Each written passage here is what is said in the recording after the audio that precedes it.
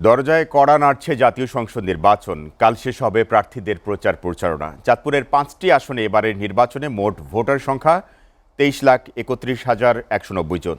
নির্বাচনের আরও খবর জানাতে চাঁদপুর থেকে সরাসরি যুক্ত হচ্ছেন সহকর্মী GM শাহিন। শাহিন, আপনার কাছে জানতে চাই, এই যে নির্বাচনের প্রচার প্রচারণার শেষ মুহূর্ত, এই মুহূর্তে চাঁদপুরের ওই আসনের কি প্রচার প্রচারণার খবর কি আছে আপনার কাছে, আর আইন শৃঙ্খলা পরিস্থিতি আপনি কেমন দেখছেন? সোহেল, নির্বাচনের আনুষ্ঠানিক প্রচার প্রচারণার মূলত আজকেই শেষ হয়ে যাচ্ছে।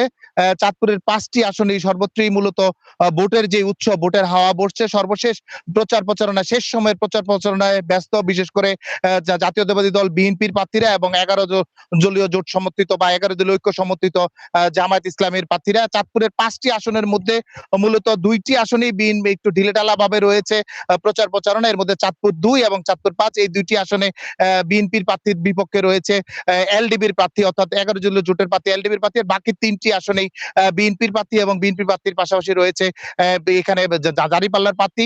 সর্বশেষ বিএনপির প্রার্থীরা সর্বশেষ নিজেদের শক্তি সামর্থ্য এবং নিজেদের অবস্থান জানান দেওয়ার জন্য সর্বশেষ বড় বড় শোডাউন করছে।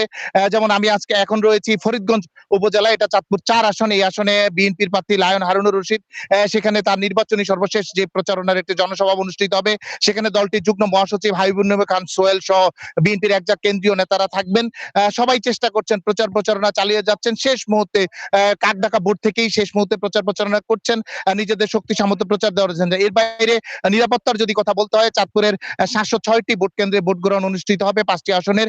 এই ভোট গ্রহণের মধ্যে প্রায় 4 শতাধিক কেন্দ্র অধিক গুরুত্বপূর্ণ বা ঝুঁকিপূর্ণ হিসেবে প্রশাসন চিহ্নিত করে এই কেন্দ্রগুলোর নিরাপত্তা, ভোট গ্রহণের সুষ্ঠু এবং নিরপেক্ষ ভোট গ্রহণের নিশ্চিন্ত নিরাপত্তার ব্যবস্থা গ্রহণ করা হয়েছে। সেনাবাহিনী, পুলিশ, আনসার বিডিপি এবং কোস্টগার্ড থাকবে নিরাপত্তা দায়িত্বে। রিটার্নিং অফিসার, চাঁদপুরের রিটার্নিং অফিসারের সাথে আমি কথা বলেছি, তিনি জানিয়েছেন সুষ্ঠু এবং অবাধ এবং নিরপেক্ষ ভোট গ্রহণের জন্য যা যা করণীয় তারা সব ধরনের প্রস্তুতি নিয়েছেন। দীর্ঘদিন পর মানুষ যেন অবাধ এবং নিরপেক্ষভাবে ভোট দিতে পারে সেই ব্যবস্থা নেওয়া হয়েছে। রানা, এই ছিল আমার কাছে সর্বশেষ।